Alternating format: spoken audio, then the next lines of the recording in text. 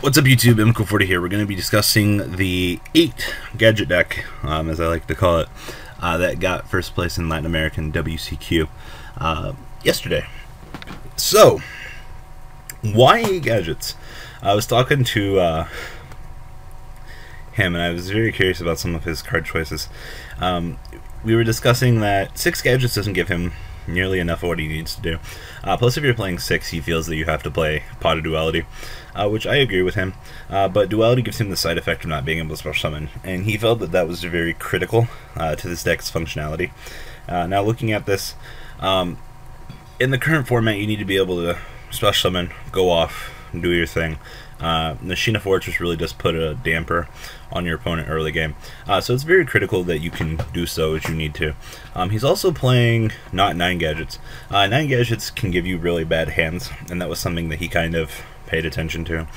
He went with 8 for the fact that if one of your gadgets gets Veilered or Breakthrough or Fiendish Chain, you can just kind of pick up where you left off with the chain, because you still do have those additional 2 targets in the deck. He also didn't want to play too many yellows because 1200 is not a good standalone number. 13 and 14, a little bit better. But the thing was, in his reasoning, it did make sense, because you don't want to quite have a bad hand, and you don't want to have to play Duality, when you can just kind of adjust those percentiles and try out something new. So I will give him props to introducing a new theory into the game. Something I didn't think a lot of people would really catch on to, and he really did an excellent job at changing the way that players think in the game. I know a lot of the community is not happy with 8 gadgets, but it is very nice.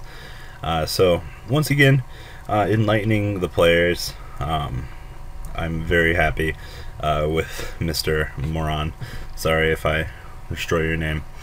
So let's talk about the deck here.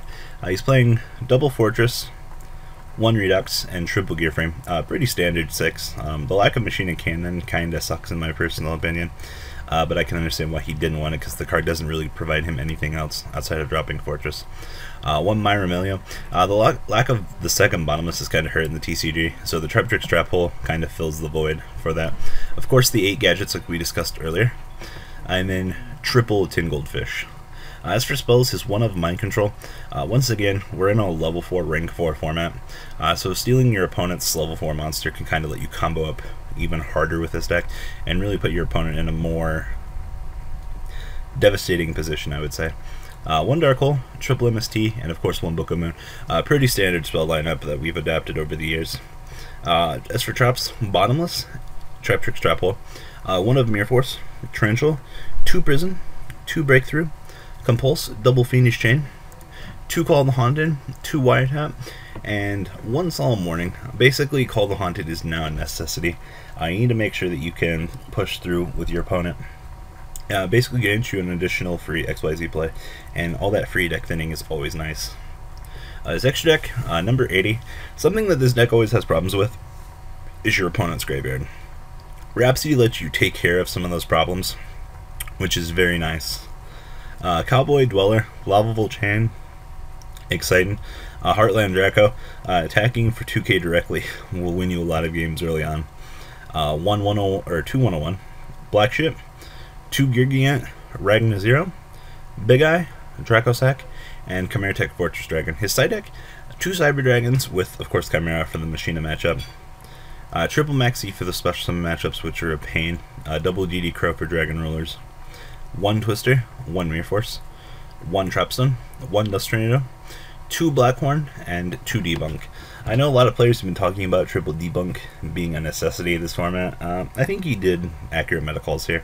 The 2 Debunk, 2 Blackhorn takes care of pretty much anything that's a major threat to him. The 1 of Trapstone is particularly interesting. Make sure that his OTK pushes get to go through, which is actually very important. And I mean, if he doesn't need wiretaps, he can just board them out. Same reasoning with Trapstone. You're not always going to need them, but it's nice to have them there for the early game matchup. So guys, what do you think about this gadget deck? He did some really nice meta calls. I'm very proud of him. It's good to see that Other players are picking up gadgets. They haven't lost faith in the deck, and I'm very happy to see that this deck is still alive and well. So guys, leave a comment down below. Tell me what you guys think about this deck, and I'm out. I hope you guys enjoyed this video. Please thumbs up this video to show your support, and please check out Vanguard 40 for Cardfight Vanguard, MKohl Games for miscellaneous trading card games, and No Limit Gaming for a brand new series of Yu-Gi-Oh videos. Thanks for watching.